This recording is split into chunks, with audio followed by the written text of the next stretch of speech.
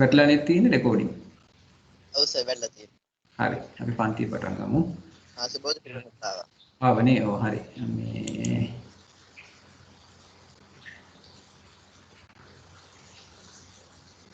එහෙනම් සුබ සන්ධ්‍යාවක් ආයුබෝවන්. අපි වෙනද වගේම මේ අද පාඩම් පටන් ගන්න මේ හදන්නේ.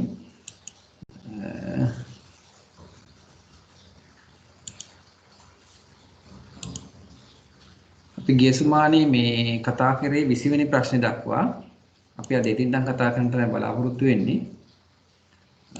බලමු අපි මේ ප්‍රශ්න පත්‍රයේ ඉදිරි ටිකට යන්න. අපි මේ පිරමීඩය ගැන නේද කතා කරේ. ඒක පිරමීඩයෙන් තමයි ඉදිරි ප්‍රශ්න ටිකත් අහලා තියෙන්නේ. නෑ 21 ඉඳන් නේද කතා කරන්නේ 20 ඉඳන්. 21 ඉඳන් නේද? 21 ඉඳන්. 21 ඉඳන් නේ. හරි 21 ඉඳන් කතා කරමු. පහත දී ඇති ප්‍රකාශය හා හේතුව සම්බන්ධව දෙන ලද වගන්තිය අතුරින් නිවැරදි වගන්තිය තෝරන්න. පහත දී ඇති ප්‍රකාශය හා හේතුව. මේවට අපි කියනවා ප්‍රකාශය හා හේතුව සම්බන්ධ ප්‍රශ්න කියලා. ඒතර මේ වගේ ප්‍රකාශයකුත් දෙනවා ඊළඟට ඒකට හේතුවකුත් පහලින් දෙනවා. ඒතර සමහර අවස්ථාවලදී මේ දීලා තියෙන ප්‍රකාශය හා හේතුව දෙකම හරියන්න පුළුවන්. එක්කෝ ප්‍රකාශය හරි එක්කෝ හේතුව වර්ධින්න පුළුවන්. ඒතර ඒ ගැන තමයි මේකෙන් ප්‍රශ්නේදී අහන්නේ. එතකොට බලන්න මේක දීලා තියෙන ප්‍රකාශයක් කරනවා මෙහෙම. ඕනෑම කෙනෙකුට කුමන වයසකදී හෝ ඕනෑම විටක දියවැඩියාව වැළඳීමේ අවදානමට ලක්විය හැකිය. ඕකනේ දීලා තියෙන්නේ. ඊළඟට ඒකට හේතුව කියනවා නිරෝගීමත් ජීවන රටාවක් අනුගමනය කිරීමෙන් දියවැඩියාව වැළඳීමේ අවදානම අඩු කරගත හැකිය.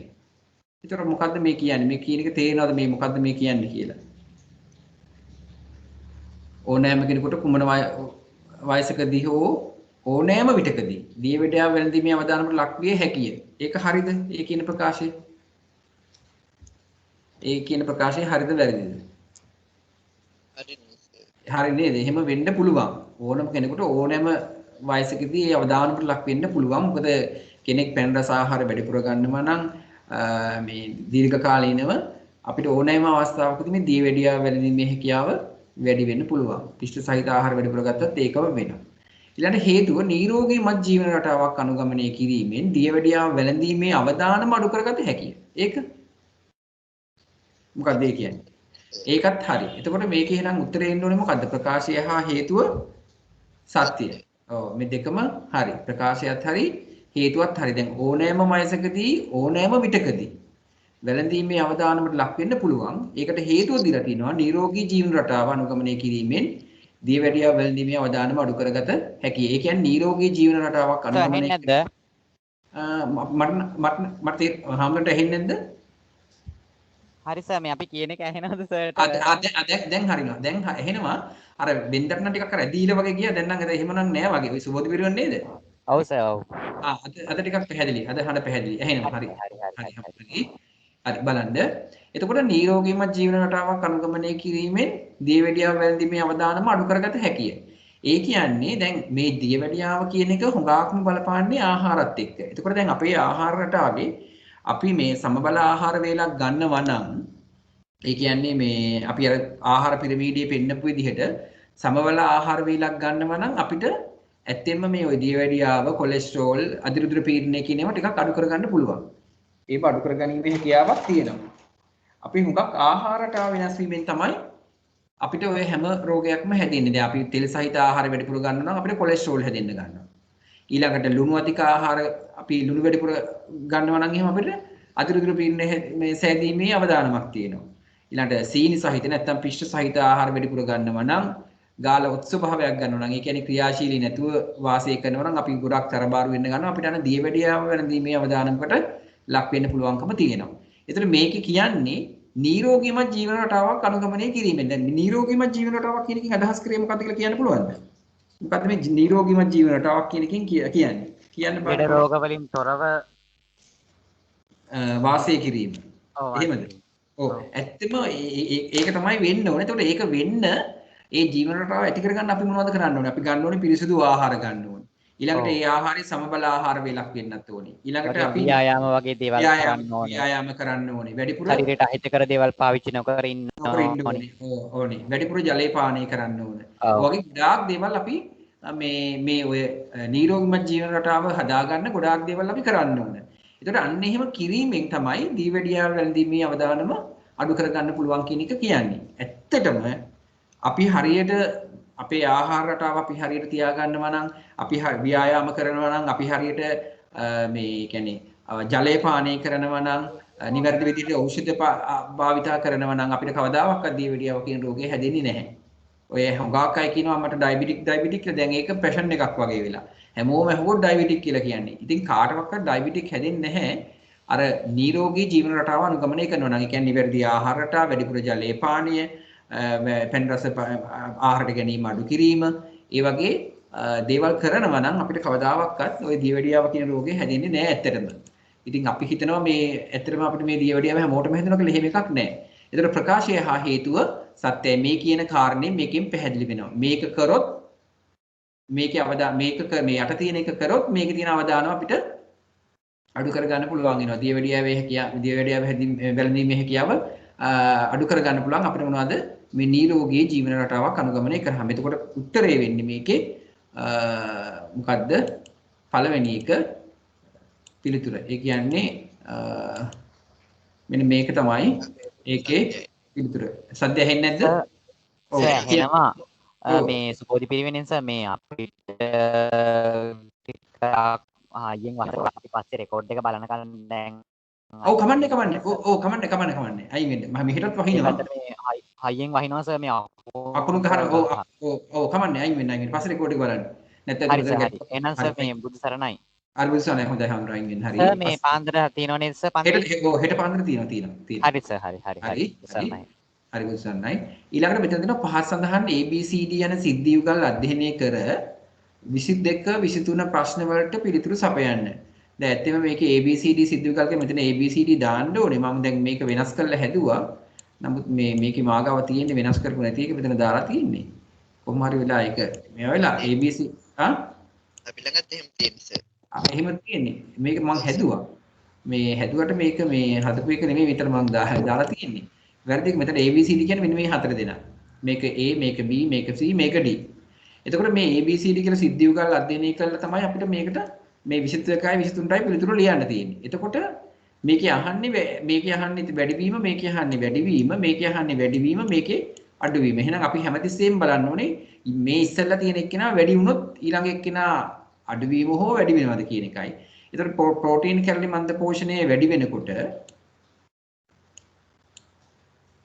ඊළාට අඩු බර උපත් ඇතිවීම මොකද වෙන්නේ? අඩු බර උපත් වැඩි වීම මොකද වෙන්නේ? ඒකත්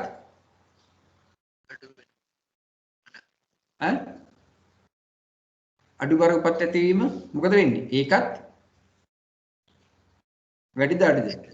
ඒකත් වැඩි වෙනවා. අඩු බර උපත් වැඩි වෙනවා. ඔව්. ඊළඟට යකඩ අඩංගු ආහාර ගැනීම වැඩි වෙනකොට නීරක්තිය කියන එක මොකද වෙන්නේ? නීරක්තිය කියන්නේ මොකද්ද? රුධිරයේ තියෙන හිමොග්ලොබින් ප්‍රමාණය අඩු වීමට අපි කියනවා මොකද්ද? නීරක්තිය. මේක පෙළ පොතේ තියෙනවා. බලන්න මේ හාමුදුරුවෝ පෙරලා පුළුවන් නම් පිටුව 53 පිටුව 5 පෙළ පොතේ. 5 පෙළ පොතේ 53 පිටුවේ තමයි ওই කාරණේ තියෙන්නේ. නීරක්තිය කියන කාරණේ. ඒක පොඩ්ඩක් බලන්න හාමුදුරුවෝ පෙරලා.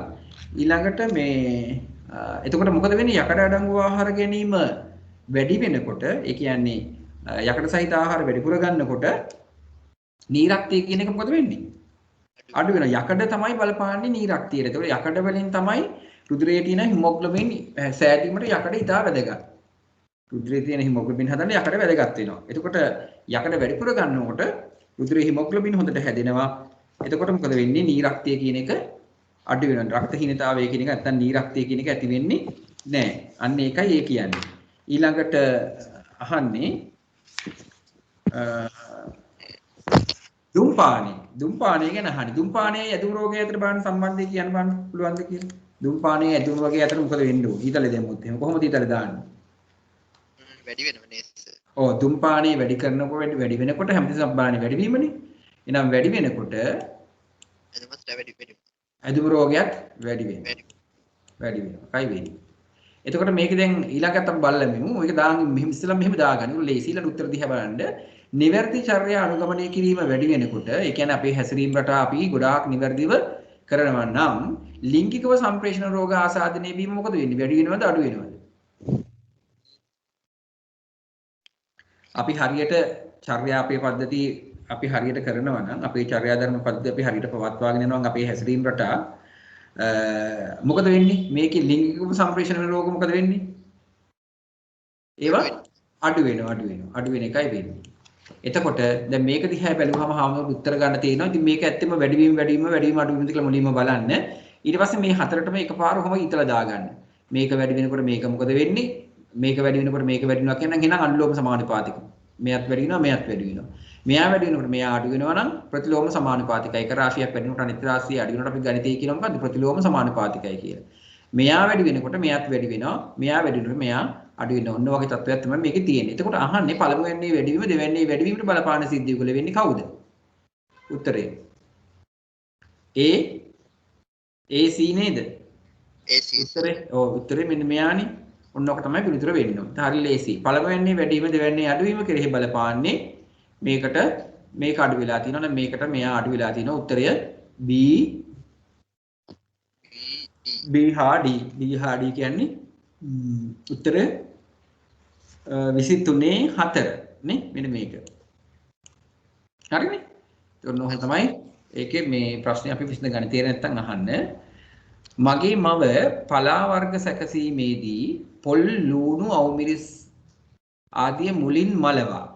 ඒ කියන්නේ දැන් අම්මා කෙනෙක් ඉන්නවා. ඒ අම්මා පලා මැල්ලුමක් හදනකොට මොකද කරන්නේ? පොළුයි ලූණුයි අවුමිරිසුයි තමයි අපි දාන්නේ. දැන් අපි සාමාන්‍යයෙන් මැල්ලුමක් හදනවා නම් දානවා පොල් දානවා. රතු ලුණුත් දානවා, අවුමිරිසුත් දානවා, ඊළඟට ලුණුත් දානවා, කහක් දානවා. ඔකට අමතව තව ජාති දානවා. ඒකට දාලා ඕක ටිකක් අනල්ලා ඉවරලා ඕක මලවනවා ඉස්සෙල්ලාම. ඒක මලවල ඉවරලා තමයි ඊළඟට මොකද කරනවා කියන්නේ? මලව අනතුරුව හොඳින් සෝදාගත් පලාකොළ එක්කොට මදගින්නේ කොළ පැහැ වර්ණයේ වෙනස් නොවන පරිදි. ඔන්න මේ හොඳ කාරණයක් මේ තියෙන්නේ. කොළ පැහැ වර්ණයේ වෙනස් නොවන පරිදි ටික වේලාවක් විස ගන්නවා. මේ ටික වේලාවක් විස ගන්නවා කියන එකත් ඉතාම වැදගත්. මේන් ඇයි ප්‍රධාන වශයෙන් බලාපොරොත්තු වන දේ තමයි අපෙන් අහන්නේ. මෙයා මෙහෙම කරන්නේ ඇයි? මෙන්න මේවා දාලා මුලින් පිසිනවා. ඊළඟ අනතුරුව තමයි මේ කියන දේ කරන්නේ. මේවා හොඳට හොදලා දැන් පලාකොළ එහෙම හොදනවා නම් අපි දන්නවා මුලින්ම මේ හුඟක් ඔය දිය ස්වභාවයේ තියෙන තැනකින් ගන්න දෙයක් නම් අපි ලුණු වතුර දාලා චුට්ට වෙලාවක් තියන්න ඕනේ කහක් දාලා. මොකද ඒවැ අපි දන්නේ නැතුණාට එක එක විස බීජ වර්ග, බැක්ටීරියා වර්ග එහෙම තියෙන්න පුළුවන්. ඉතින් ඒ හින්දා අපි මොකද කරන්නේ? ඒවා ලුණු වතුරේ චුට්ට වෙලාවක් දාලා තිනවා ඒ පලා වර්ගයේ. ලුණු වතුරේ චුට්ට වෙලාවක් දාලා ගොඩ වෙලාවක් දාලා තියන්න හොඳ නැහැ. සාමාන්‍ය මිනිත්තු 2කමාරක් 3ක් විතර දාලා තියලා ටක් ගාලා අරගෙන ඊපස්සේ හොදනවා. හොදලා ඉවරලා තමයි අපි කපලා වගේ මැල්ලුමක් හදාගන්නේ. නමුත් ගොඩ තියෙන ගස්වල අපි කියමු අපේ ගොඩ බිම තියෙන ගෙවත්තේ තියෙන මේ ගස්වල තියෙනවා කියලා අපි නැති කිව්වොත් උදාහරණයක් ඒ වගේ තියෙන ගස් වර්ග කිව්වොත් කතුරු මුරුංගා ඔය ජපන් බඩු කියලා වර්ග තියෙනවා. තව පලා කොළ වර්ග තියෙනවනේ. ඒව නම් එහෙම හොදන්න ඕනේ නැහැ. නමුත් අර දියර ස්වභාවයේ අපි දන්නවා ඕවිටි වල වතුරේ හැදෙනේවා තියෙනවා. උදාහරණයක් කංකුම්, ගොටුකල, මුකුණු වෙන්න, සාරණ ඔන්න ඔය කියන જાතිය වගේ වුණා. වතුරේ හැදෙනේ වුණා. ඒවා අපි මේ ආහාරයට ගන්නවා නම් ඉස්සෙල්ලාම කරන්න ඕනේ පිරිසිදු කරලා කඩලා ලුණු වතුර කහ වතුර චුට්ට වෙලාවක් දාලා තියලා ඊළඟට නැවත ඇල්ලතරෙන් සෝදලා කීප වතාවක් ඊට පස්සේ තමයි අපි යන්න ගන්න ඕනේ. නමුත් මේ අපේ ගොඩබිම තියෙන ගස්වල ඒවට නම් එහෙම කරන්න අවශ්‍ය නැහැ. හොඳට ඒවා බල්ලා ගත්තාම හරි පණුවේ ඉන්නවද තව මොනවා හරි තියෙනවද කියන එක. ඒකට අන්න ඒකයි මේකේ මැල්ලුමක් හදන ක්‍රමවේදය. එතකොට මේකේ අහන්නේ මේ පැහැවර්ණයේ වෙනස් නොවන පරිදි තමයි මෙයා මේක කරන්නේ. ඒතකොට මේක කරන්නේ මොන හේතුව නිසා කියලා කාටද කියන්න පුළුවන්. අර පිරිමැස්සටලු ආහාර වර්ණයවත් කිරීමටලු කාලය ගන්නලු පෝෂණ ගුණ රැක ගැනීමටලු. මොකටද මෙහෙම කරන්නේ? හිතන්න පුළුවන්ද මොකටද මේ කරන්නේ කියන එක? මෙහෙම එකක් කරන්නේ මේ. පෝෂණ ගුණ රැක ගැනීමට තමයි මෙහෙම කරන්නේ. අපි දන්නවා සාමාන්‍යයෙන් දැන් ඕනෑම කොළ පැහැති එළවලුවක් හෝ මැල්ලුමක් වගේ දෙයක් ගොඩ වෙලාවක් ලිපේ තිබ්බොත් එහෙම අපි දන්නවා ඒක කළු පැහැවෙනවා. ඒතකොට ඒ කළු පැහැවුණයි කියන්නේ ඒකේ ඒ තියෙන මේ පෝෂණ ගුණය ටිකක් අඩු වෙනවා. ඉතින් ඒ හින්දා අපි මැල්ලුම් වගේ දේවල් කරන්නේ මේවා මුලින්ම මලවලා මේවා මුලින්ම මලවන්න හේතුව තමයි එහෙම පොල් එහෙම මුලින් මලවන්නේ. අපි දැන් උදේ හැදුවොත් ඕක ටිකක් දවල් වෙනකොට පිලුණු වෙන්න පුළුවන්. අර පොල් වල තියෙන ස්වභාවය නිසා. ඒ පිලුණු ගතිය එන එක වළක්වන්න තමයි අපි ඉස්සෙල්ලාම පොල් ලූණු අවමිස් මේ තුනම මේ ලූණු ටිකක් ඝනකමයි අවමිසු ටිකක් ඝනකමයි ඒවත් ටිකක් තැම්බෙන්න ඕන. ඒ හින්දා අපි මොකද කරන්නේ? වේලාසන ටික වෙලාවක් වේලාසනින් මේක අපි ලිපේ තියලා මේ මලවනවා. මලවන කියන්නේ කූරු ගාලා මේව කරනවා. ඒකට එහෙම කල්ලිවෙන්න තමයි කොළ දාන්නේ. කොළ දාලා අපි චුට්ට වෙලාවක් මලවලා දුම් දාගෙන ඉන්නකොට ටක් ගාලා බානවා. බාලා ඉවරලා හොඳටම නිවුණාට පස්සේ දෙහි එකතු කරන්නේ. ඇයි දෙහි එකතු කරන්නේ? ඇයි දෙහි එකතු කරන්නේ? මැල්ලුමට අපිට පුළුවන් දෙහි නැතුව ඉන්න. ඕනේ නැහැ නේ. අපිට දෙහි දාන්න කියලා නිකන් අපිට පුළුවන් මැල්ලුමට දෙහි නුදා විටමින් ඈ විසබීජ එහෙම තිබ්බොත් ඒව නැති වෙන්න නෑ ඒ හින්දා නෙමෙයි මේ පලා වර්ග වල තියෙනවනේ යකඩ. ඒ යකඩ අවශෝෂණය පහසු කරන්න තමයි අපි මොකද කරන්නේ? මේ දෙහි දාන්නේ. විටමින් C වලින් යකඩ අවශෝෂණය පහසු කරනවා. දැන් හුඟක් අපි බැලුවොත් එහෙම යකඩ මේ පෙති හෝ වගේ දෙන කෙනෙකුට විටමින් C දෙනවා. ඒ කියන්නේ යකඩ ඇඟට උරා ගන්න පහසු වෙන්න. ඒ කියන්නේ පිටින් දෙනවනම් වෛද්‍යවරු. මැල්ලුමක වගේ දෙයකට අපි දෙහි එකතු කරන්නේ යකඩ උරා ගැනීමේ හැකියාව වැඩි කරන්න. ඕන මතක තියාගන්න. තව ප්‍රශ්නයක එක මාවතක් තමයි මම ඔය පෙන්වන්නේ. යකඩ උරා ගැනීමේ හැකියාව වැඩි වෙනවා. අපි මොනවාද මේ මැල්ලුම් වලට දෙහි එකතු කරා දෙහි දැම්මා. මේකයි වෙන්නේ. ඔක වෙන ප්‍රශ්නකදී අහන්න පුළුවන් වෙන ආකාරයකට. මම ඒකයි එහෙම කිව්වේ. එතකොට මතක තියාගන්න එහෙමයි. මොකද මේවා තියෙන්නේ හීම් යකඩ නෙමෙයි. හීම් යකඩ තියෙන්නේ මස් මාළු ඒවා තමයි තියෙන්නේ හීම් යකඩ. ඒ හීම් යකඩ කියන එක ඇඟට උරා ගන්න පුළුවන් හරි පහසුවෙන්. නමුත් මේවා තියෙන මේ යකඩ උරා ගන්න එකට අමාරුයි. ඒක පහසු කරන්න අපි මොකද කරන්නේ? දෙහි දානවා. එහෙනම් මේකෙන් කරලා තියෙන්නේ මේ මව මොකද කරලා තියෙන්නේ? පෝෂණ ගුණය රැක ගැනීමට තමයි මේ කාර්යය කරලා තියෙන්නේ. පහත දැක්වෙන තොරතුරු උපයෝගී කර ගනිමින් ප්‍රශ්නාංක 25 26 ට පිළිතුරු සපයන්න. ට වැදිලා නැහැ මේකේ. ආහාර ජීර්ණය වූ පසු සිරුරට අවශෝෂණය සඳහා ඔන්න මා කියලා කෙනෙක් ඉන්නවලු. එයා මා මේ වගේ අහනවා මේ ටිකක් මේවා මේ පටලවල වගේ දින තේරුම් ගන්න පුළුවන්ද කියලා බලන්න. එයා ඇමයිනෝ අම්ල බවට පත් වෙනවලු. ඊළඟට ඔහු කියලා එක්කෙනෙක් ඉන්නවලු. තව එක්කෙනෙක් ඉන්නවා. එයා මේ දම්ල සහ ග්ලිසරෝල් බවට පත් වෙනවලු. එතකොට දැන් සාමාන්‍යයෙන් අපි දන්නවා අපි ගන්න ආහාර මේ කාරණේ තියෙනවා පහේ පෙළ පොතේ ආහාර ජීර්ණ පද්ධතියේ යටතේ පාඩමේ යටතේ බලන්න පිටුව පොත ළඟ තියෙනවා නම් නැත්නම් පස්සේ හරි බලන්න ලියාගෙන තියාගෙන මම මේ කියන පිටුව අංක මෙන්න මෙතන මෙහෙම තියෙනවා කාරණයක් ආහාර ජීර්ණ පද්ධතියේ පාඩමට ගියාම තියෙනවා පිටුව අංක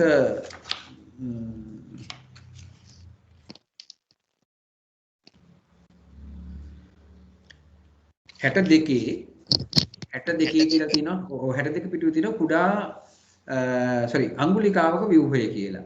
ඒතර අංගුලිකාවක ව්‍යුහය කියන එකේ තියෙනවා මෙන්න මෙහෙම ඡේදයක්. අංගුලිකා බිත්තිය, පයලොස් නාලිකා බිත්තිය, ඒවා වාට පිහිටි මුද්‍රකේශ නාලිකා බිත්ති තුනීය. එම නිසා පෝෂක අවශෝෂණයට පහසු වේ.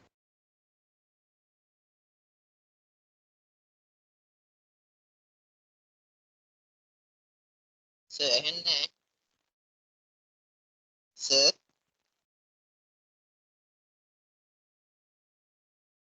Sir.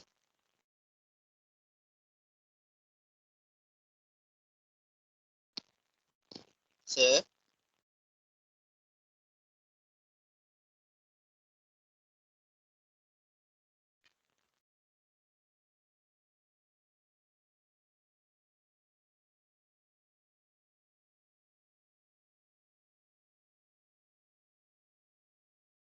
Sir.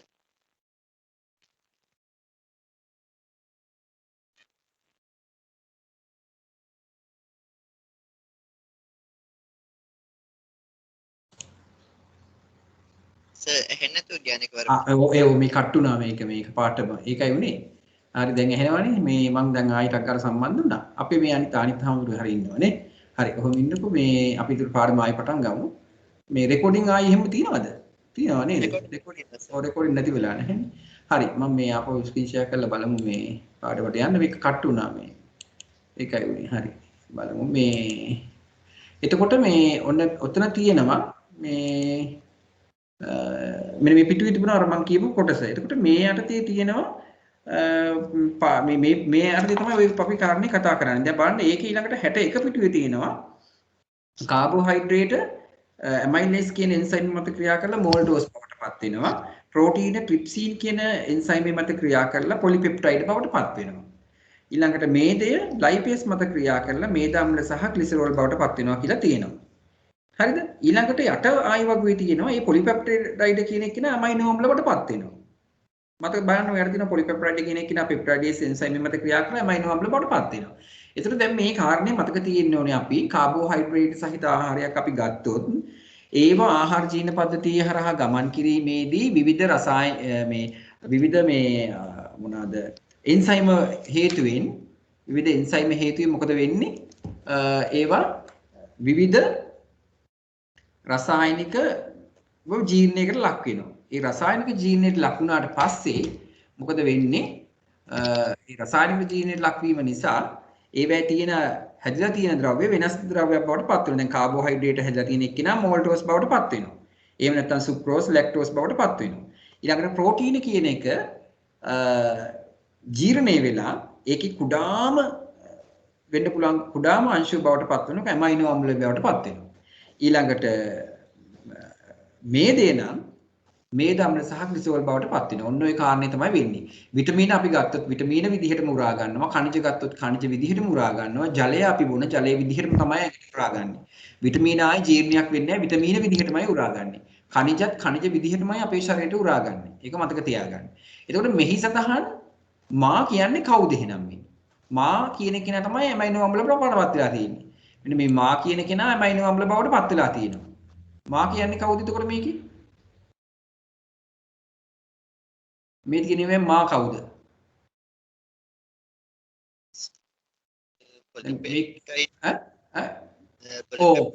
පොලිපෙප්ටයිඩ් ඉන්නේ. පොලිපෙප්ටයිඩ් හැදෙන්නේ කාගෙන්ද? 61 පිටුවේ තියෙන්නේ. පොලිපෙප්ටයිඩ් හැදෙන්නේ කාගෙන්ද? ප්‍රෝටීන වලින් නේද? ප්‍රෝටීන වලින්. ඔව් පොලිපෙප්ටයිඩ් හැදෙන්නේ ප්‍රෝටීන වලින්. ඒ පොලිපෙප්ටයිඩ් තමයි අපි තවදුරටත්පත් වෙන්නේ ඇමයිනෝ අම්ල බවට. එතකොට එහෙනම් මේකේ මා කියන්නේ කවුද? ප්‍රෝටීනයක් වෙන්න ඕනේ නේද? මා කියන්නේ ප්‍රෝටීන වෙන්න ඕනේ. මා කියන එක නා ප්‍රෝටීන වෙන්න ඕනේ. දැන් බලන්න මේකේ ඔන්න මෙයා අල්ලගත්තා අපි. දැන් මේකේ ප්‍රෝටීන තව තියෙනවද? නැහැ. එහෙනම් මේ උත්තර මේ තුනම අපිට වැඩක් නැහැ නේද? මේ එකක් දැනගත්තාම ඇතිනේ. ඔව් සර්. ඔව් මේගොල්ලෝ අපිට ඕනේ නැහැ. මේගොල්ලෝ අපි දන්නවා එක්කෙනෙක්වත් වෙන්නේ නැති බව. මේවා අපිට අදාළ නැහැ. මේවා ගැන හොයන්න බලන්න ඕනෙත් නැහැ. අපි දැන් හරි එක්කෙනෙක් අල්ලගත්තා. ප්‍රෝටීන මෙතන තියෙනවා. මෙහි තියෙනවද කියලා බැලුවා ප්‍රෝටීන තියෙන වර්ණයක් තියෙනවද කියලා බැලුවා. ඒ කාගේවත් වර්ණවල ප්‍රෝටීන නැහැ. එහෙනම් අපි මේ ගැන හොය ඉන්න අවශ්‍ය නැහැ. එහෙනම් උත්තරේ මේක. ප්‍රෝටීන හා මේද. ඔව් ප්‍රෝටීන හා මේද. ඒකට අපි එකක් දැනගත්තට පස්සේ නිකම්ම අනිත් එක්කිනා එනවා. හරිද? මේදය හැමතිස්සෙම මේක මතක තියෙන්න මේක අනිවාර්ය දෙයක්. කාබෝහයිඩ්‍රේට් පත් වෙන්නේ මෝල්ටෝස් බවට නැත්නම් ග්ලූකෝස් බවට. ඊළඟට ප්‍රෝටීන පත් වෙන්නේ ඇමයිනෝ අම්ල බවට. මේදේපත් වෙන්නේ මේද අම්ල සහ ග්ලිසරෝල් බවට කියන එක හොඳට මතකයේ තියෙන්න ඕන. මොකද මේක නිතරම අහනවා. ප්‍රශ්න පත්‍රයේ නිතරම අහනවා. මම ඉතින් ප්‍රශ්න පත්‍රය හදනකොට මේක නම් නිතරම අහනවා. මේ ඉතින් ඒ හින්දා මතක තියාගෙන ඉන්න ඕන. මේ කාරණේ ඉතා වැදගත් කාරණයක්. මේ ඊළඟ කොටසට අපි යන් මගේ සහ ඔහුගේ කාර්ය පිළිවෙලින් සඳහන් කර ඇති පිළිතුර තෝරන්න. හරිද? දැන් ඔන්න මේ දැන් අර මගේ සහ ඔහුගේ කියන එකෙන් අදහස් කරන්නේ මෙන්න මේ ප්‍රශ්නේම තමයි අපි අහන්නේ.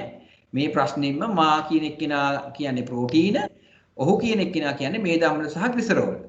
අන්නේ දෙන්නගේ කාර්යය තමයි දැන් අහන්නේ. දැන් ඒ දෙන්නගේ කාර්යය අහනවා. මගේ සහ ඔහුගේ. ඒතර මා කියන්නේ මෙතන අපි ගත්තේ මොනවද? මා කියලා ගත්තේ ප්‍රෝටීන නේ. මා කියලා ගත්තේ ප්‍රෝටීන. මා කියන්නේ ප්‍රෝටීන. මේක ලියන්න අමාරුයි මම මේ මවුස් එකෙන් ලියන හින්දා. මා කියන්නේ ප්‍රෝටීන. හරිද? එතකොට මෙතන ඔහු කියලා කිව්වේ මොනවද? ඔහු කියලා කිව්වේ මොනවද? ලිපිඩ. ඔව් ලිපිඩ. මේ දෙය නැත්නම් ලිපිඩ. ඔය දෙන්නනේ. මෙතන මා කිව්වේ ප්‍රෝටීන, ඔහු කියලා කිව්වේ ලිපිඩ. එතකොට ඒ දෙන්නේ කාර්යය තමයි අහන්නේ. එතකොට අපිට හම්බ වෙනවා පෙළ පොතේ 3 වන පන්තියේ පෙළ පොතේ පාඩමක් අපිට හම්බ වෙනවා. අන්නේ ඔව් 3 වසරේ පොතේ ළඟ තියෙනවා නම් බලන්න. ඒකේ තියෙනවා 23 වන පිටුවේ කොටස් 23 වන පිටුවින් බලන්න. කොටස් 23 වන පිටුව වගේ ඉන්න. ඒකේ ඩිරෙක්ට්ම මෙතන කාරණේ දාලා නැහැ. නමුත් මෙතන තියෙනවා මෙන්න මෙතන දාලා තියෙනවා මෙන්න මෙහෙම කතාවක්. 23 වන පිටුවේ තියෙනවා ඉදිරියදා කාර්ය කරගෙන යාම සඳහා අවශ්‍ය ශක්තිය ලබා දීම ශක්ති ජනක ආහාර. වර්ධනයේ සහ ගෙවී ගිය කොටස් අලුත් වැඩි යාවට වර්ධක ආහාර. ලෙඩ රෝග වලින් ආරක්ෂා වීමට ආරක්ෂක ආහාර. එතකොට මෙන්න මේ පාඩමේ මේ කොටසෙන් තමයි ඒක අරන් තියෙන්නේ. ඔය එහා පැත්තේ පෝෂක කොටස් ටිකක් තියෙනවා. එතකොට මේ ඔන්න ඔය පාඩමෙන් තමයි අරන් තියෙන්නේ. එතකොට අපි දන්නවා මේ ප්‍රෝටීන වලින් කෙරෙන්නේ ප්‍රෝටීන සහිත ආහාර අපි ගන්නේ ශරීරයට මේ මොකටද කියලා අපි දැනන් ඉන්න ඕන. එතකොට ප්‍රෝටීන සහිත ආහාර ගන්නේ සිරුරේ වර්ධනයට සහ සෛල අලුත් වැඩියාවට. අපි ප්‍රෝටීන සහිත ආහාර ගන්න ඕනේ මොකටද? සිරුරේ වර්ධනයට සහ සෛල අලුත් වැඩියාවට. අපේ දිනෙන් දින ඇඟ ඇතුලේ තියෙන සෛල මැරෙනවා, විනාශ වෙනවා, වෙනස් වීම වලට ලක් වෙනවා, වැරහෙනවා. හරි මේ ජරාවටපත් වෙනවා. ඒව නැති කරන්න තමයි ওই ප්‍රෝටීන ගන්න. ප්‍රෝටීන් සහිත ආහාර ගන්න. ඒවෙන් ඕව නැවත නැවත අලුත් වැඩියා වෙනවා. එතකොට අපේ සිරුරේ වගේම උස මහතින් වැඩි වෙනවා.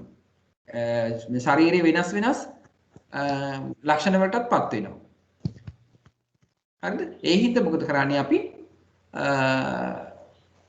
ප්‍රෝටීන සහිත ආහාර ගන්න ඕනේ සිරුර වැරහෙන එක වලකින්නත් අලුත් වැඩියාවටත් වර්ධනයටත් ඔය කියන ඔක්කොම කාරණාවට. එහෙනම් මා කියන එක කියන්නේ මෙතන ප්‍රෝටීන වල කාර්යය තමයි ඕකේ එකට තියෙන්නේ. උපකාර වන අතර ඔහු ශක්තිය සැපයීමට දායක වේ. කියලා එකක් තියෙනවා මේ කවුද මේ ලිපිඩ වල. ඒතර ලිපිඩ වල කාර්යය තමයි ශක්තිය සැපයීම. මේක හරි. ඒතර ඕකේ පිළිතුර ඇත්තටම වෙන්නේ ඕකේ එක. දැන් අනිත්වා දැන් දෙවෙනි එකේ තියෙන ශක්තිය සැපීමට ඒක වෙන්න බෑ. ඊළඟට මා සහ ඔහු දෙකම ශක්තිය සපයනවා. ඒක වෙන්නත් බෑ.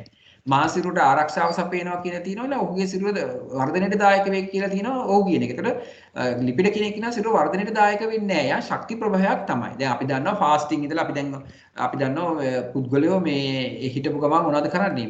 මේ අර දවස් ගණන් මේ निराහාරව ඉන්නවා. ඒ හිටියාම එයා කෙලින්ම මැරෙන්නේ නැහැ. අපේ ඇඟ ඇතුලේ තැම්පත් කරලා තියෙනවා මොනවද? ශරීරයේ ග්ලූකෝස් ග්ලයිකොජන් බවට පත් කරලා තියෙනවා. ඒ ග්ලයිකොජන් බවට පත් කරලා තියෙන ග්ලයිකොජන් ඉක්මනට අපි निराහාර වෙන්නකොට මොනවද කරන්නේ? ඒ ග්ලයිකොජන් ග්ලූකෝස් බවට පත් කරනවා. පත් කරලා අපිට ශක්තිය දෙනවා. ඒ ටික ඉවර වුණාට පස්සේ මොකද වෙන්නේ? අපේ ඇඟේ තියෙන ලිපිඩ තැම්පත් කරපුවා. ඒ ලිපිඩ මොකද කරන්නේ? ලිපිඩ දහනය කරලා ඉවරලා මේ අපිට අරන් දෙනවා මොනවද? ශක්තිය. ඒ තැම්පත් වෙලා තියෙන ලිපිඩ දහනය කරලා අපිට ශක්තිය දෙනවා. ඒ ටිකත් ඉවර වුණාට පස්සේ තව තියෙන ඒවා දහනය වෙනවා. ඉතින් ඒක තමයි මේ කෙනෙක් ෆාස්ටිං හිටියාම හැබැයි වතුර බොන්න වෙනවා. වතුර බීම නැත්තම් මැරෙනවා. අනිවාර්යෙන් විජිලන්ට් ලක් වෙලා ශරීරය වේලෙන්න ගන්නවා. ඉතින් වතුර බොනවා හුඟක් අය මේ වගේ මේ निराහාර වෙන්න අය, ෆාස්ටිං ඉන්න අය මේ නැත්තම් අපි ඒකට කියන්නේ මොකද්ද මේ අපි කියනවානේ මොකද්ද ඒකට කියන්නේ මේ निराහාරව ඉන්නවනේ යම්කිසි දේවල් ඉෂ්ට සිද්ධ කරගන්න. ආන් ඒ වගේ අවස්ථාවකදී ওই තියෙන ඒවා තමයි ප්‍රයෝජන ගන්න. එතකොට එහෙනම් මේකේ පළවෙනි එකේ උත්තරේ වෙන්නේ මේ 26 උත්තරේ වෙන්නේ මෙන්න මේක උත්තරේ. වර්ධනයේ මේ ප්‍රෝටීන වලින් කරන්නේ වර්ධනයයි සෛල අලුත් වැඩිය. මේක මතක තියාගන්න. ඒකත් වැදගත් කාරණයක්. ඊළඟට ඔහු කියන එක්කෙනා වෙන්නේ ශක්තිය සැපීමට දායක වීම. ඒ කියන්නේ ලිපිඩ. මෙයාගෙන් කරන්නේ ශක්තිය සපයන එකයි. හරිද? ලිපිඩ වලින්. එතකොට මේ ප්‍රශ්නේ හරි 26 එක තමයි එන්න ඕනේ පිළිතුර. 27ට යන් ඒක ටිකක් ප්‍රශ්න මේ ටිකක් කිහිපයකට ගිහිල්ලා තියෙනවා. බලන්න පද්ධති තුනක් ගැන තමයි මේකෙන් අහන්නේ. පද්ධති වලුත් අපේ සිරුරේ තියෙන පද්ධති ගැන ප්‍රශ්න අහනවා සමහර අවස්ථාවලදී. ඒකෝර අපි සිරුරේ තියෙන මේ පද්ධති සියලුම පද්ධති ප්‍රමාණය අපි දල මතකයක් නෙමෙයි හොඳ මතකයක් තියෙනවනේ පිරිවෙන්න අවසාන විභාගයේ හොඳ ප්‍රතිඵලයකට යනවා නම්. මේ රෙකෝඩින් වැටලා තියෙනව නේද උතන? පේනව නේද? ඔව් සර් තාම වැටලා තියෙනවනේ. හරි. එතකොට මේ පද්ධති පිළිබඳ හොඳ දැනීමක් තියෙන්න ඕන මේ පිරිවෙන්න අවසානයේ භාගයේ මේ ප්‍රශ්න පත්‍රයේ කෙටි ප්‍රශ්න වලටත් අහනවා රචනාවෙන් වලටත් අහනවා. ඉතින් බාහනේ මෙතන පද්ධති තුනක් ගැන තමයි කතා කරන්නේ. මේ MNO කියලා අක්ෂර වලින් දක්වා ඇති පද්ධති. පද්ධති තමයි අහන්නේ. ඒතර අපේ ශරීරයේ තියෙන පද්ධති මතක් වෙන්න ඕන. ආහාර ජීර්ණ පද්ධතිය, ශ්වසන පද්ධතිය, විවිධ සංසරණ පද්ධතිය, ප්‍රජනක පද්ධතිය, ඔය ආදී වශයෙන් තියෙන පද්ධති ටික මතක් වෙන්න ඕන. ඒ පද්ධති උපයෝගී කරලා තමයි මේ ප්‍රශ්න වලට අහන්නේ. ඔන්න M කියන කෙනෙක් ඉන්නවා.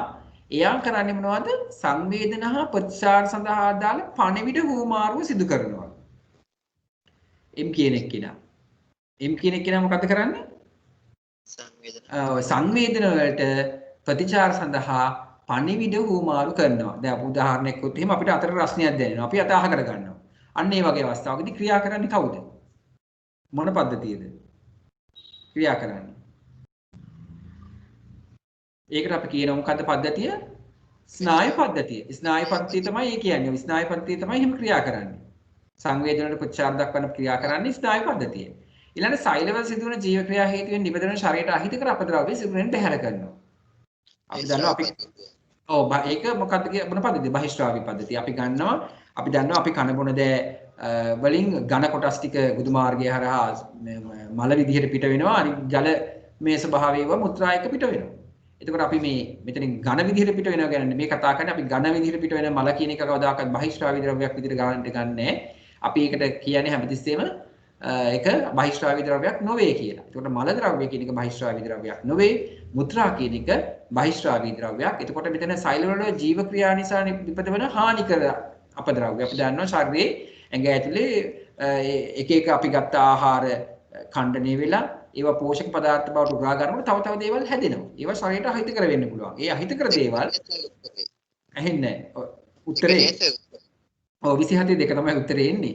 එතකොට මේ අහිතකර දේවල් ශරීරයෙන් පිට කරන්න තමයි ඒක කරන්නේ. ඊළඟට සෛලවල ජීව ක්‍රියා සඳහා ඔක්සිජන් වාතය ලබා ගැනීම සෛලෙන් කාබන් ඩයොක්සයිඩ් පිට කරනවා. අපි දන්නවා හුස්ම ගන්නකොට වාතයෙන් තියෙන ඔක්සිජන් ගන්නවා කාබන් ඩයොක්සයිඩ් මුදා හරිනවා.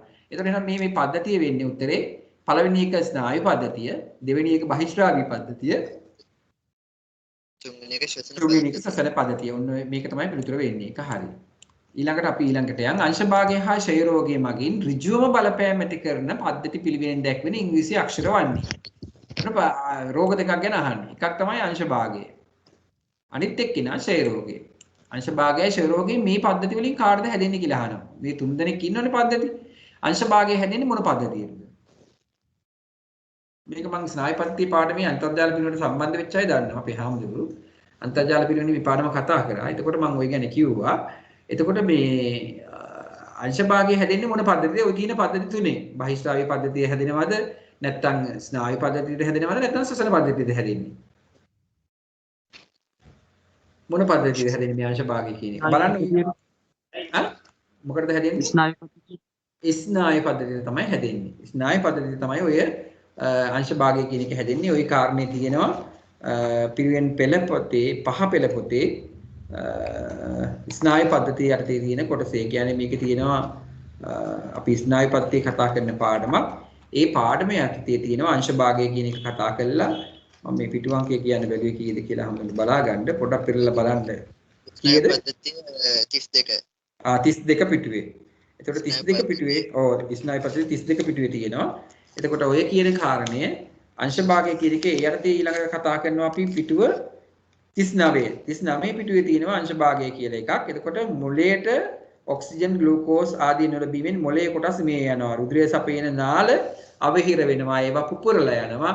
අන්නේ තත්වයට අපි කියනවා අංශභාගය කියලා. එතකොට මේ අංශභාගය හැදෙන්නේ ස්නායු පද්ධතියට. ඊළඟට ක්ෂය රෝගය හැදෙන්නේ. ක්ෂය රෝගය හැදෙන්නේ මොකටද? ශ්වසන පද්ධතියට. ශ්වසන පද්ධතිය හැදෙන්නේ. ක්ෂය රෝගය හැදෙන්නේ ශ්වසන පද්ධතියට. එතකොට මේකේ මේ වර්ණ දෙකේ තියෙනවා අපිට හොයාගන්න හරිම ලේසි. එතකොට මේ පළවෙනි එක විදිහට ස්නායු පද්ධතිය විදිහට ගත්තේ අපි මේක විදිහට ගත්තේ M, මෙයා විදිහට ගත්තේ මෙයාව, මෙයා විදිහට ගත්තේ මෙයාව. කොහොම නිකන් අපි මේක යා කරගමු හොයාගන්න. දැන් ඕන්න අහන්නේ රෝග අහන්නේ. අංශභාගය හැදෙන්න ඕනේ එහෙනම් ස්නායු පද්ධතිය නම් ඉස්සෙල්ලාම තියෙන්න ඕනේ M තියෙන එක්කිනා. ක්ෂය රෝගය හැදිලා තියෙන්නේ මෙන්න මේ කියන පද්ධතියට ශ්වසන පද්ධතිය. එහෙනම් M හා O නේ දෙන්න ඕනේ. උත්තරේට 28 M හා O කියන්නේ කීවෙනි උත්තරේද? M හා O කියන්නේ මෙන්න මේ තුන්වෙනි උත්තරේ. මේක තමයි ඒකේ උත්තරේ වෙන්නේ. මේක හොයන්නේ අපි මෙහෙම පැන්සලකින් හෝ ඉරක් දා ගන්නවා මේ තුන් දෙනාට. ඊළඟට මේ තුන් දෙනා දිහා බලනවා. බැලුවහම අපිට පේනවා අංශභාගය කියන එක කිනා තියෙන්නේ ස්නායු පද්ධතියට හැදිලා. ඒ කියන්නේ M. එතකොට M තියෙන වර්ණ දැන් මේකේ දෙකක් තියෙනවා. ඒ හින්දා ටිකක් හොයන්න අමාරුයි. තව ටිකක් හොයන්න වෙනවා. M එකක් විතරක් තිබ්බනම් අපිට ප්‍රශ්නයක් නැහැ. මුලට M දෙන්නෙක් ඉන්නවා. තව ටිකක් හොයලා බලනවා. හොයලා බලුවාම ඊළඟ කෙනා හොයාගන්න පුළුවන් වෙනවා. ශ්වසන පද්ධතිය කියලා ක්ෂය රෝගය හැදෙන්නේ. එහෙනම් ශ්වසන පද්ධතිය අයිති වෙන්නේ O කියන එක. එහෙනම් උත්තරේ MO. මේ කාරණා හොඳට මතක තියාගන්න. මම තව වෙන ප්‍රශ්න වලට වෙන විදිහට අහන්න පුළුවන්. O පද්ධතිය ආශ්‍රිත රෝගයක් වන්නේ පහස් දහන් කවරක්ද? O පද්ධතිය විදිහට අපි ගත්තේ මොකද්ද උතන? මොකද්ද O පද්ධතිය කියන්නේ මෙතන? O පද්ධතිය කියන්නේ ශ්වසන පද්ධතිය.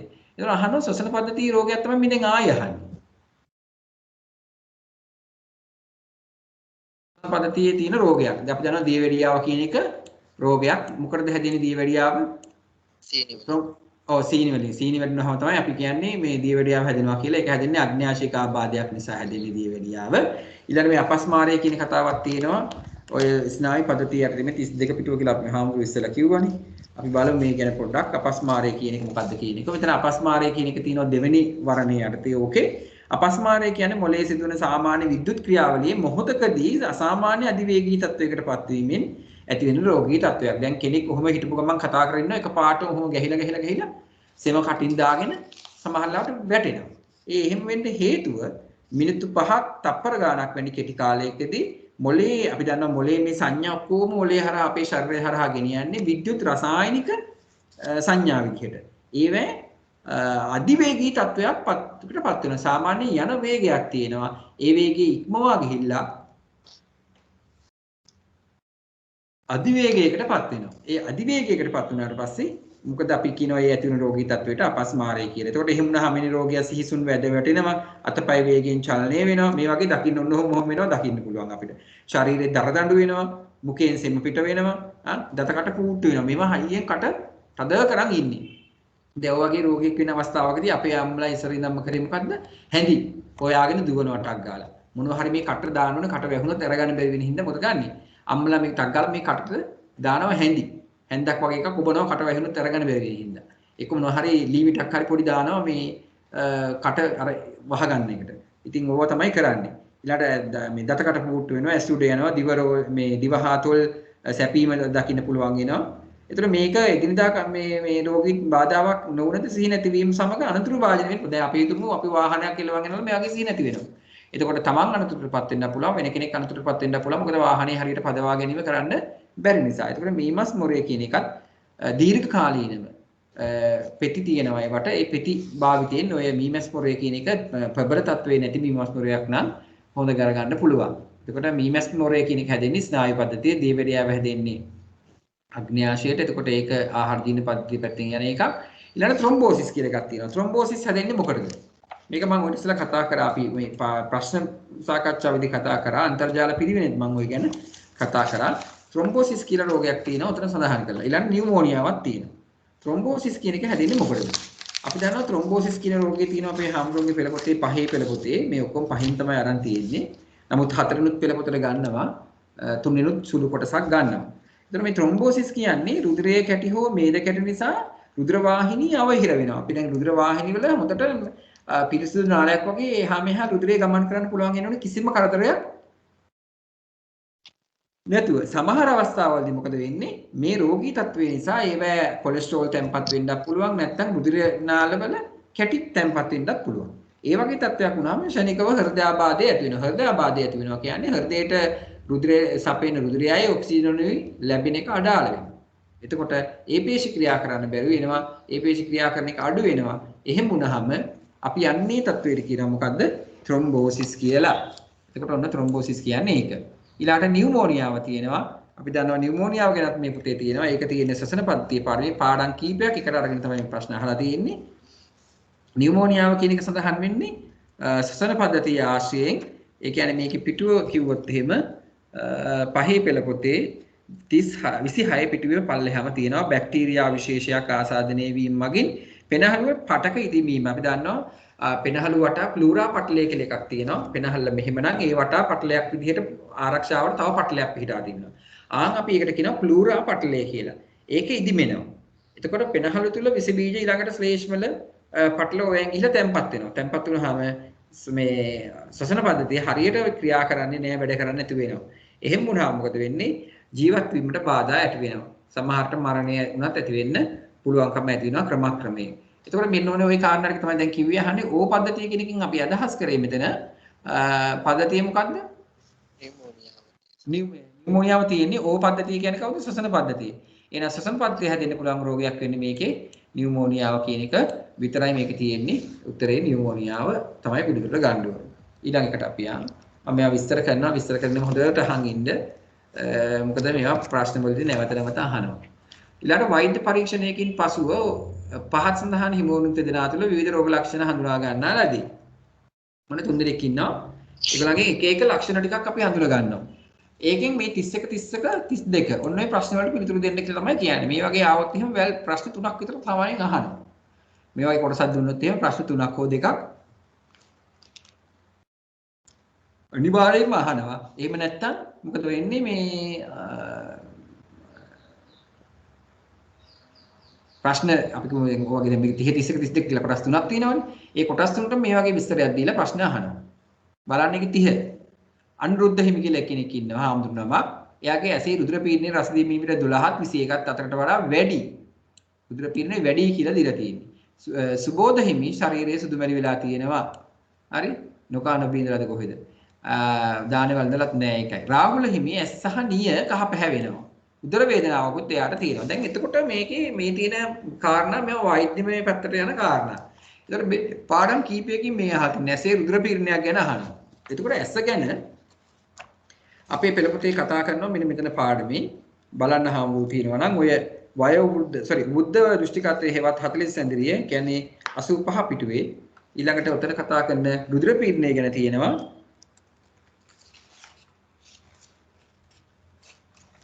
හතර වසර පොතේ ටික තියෙනවා නෑ පහේ පොතේ මේ පහේ පොත ගත්තාම කියන්නේ හතරේ පොතේ නෙමෙයි පහේ පොතේ තියෙන කාරණයක් කියන්නේ පහේ පොතේ තියෙනවායි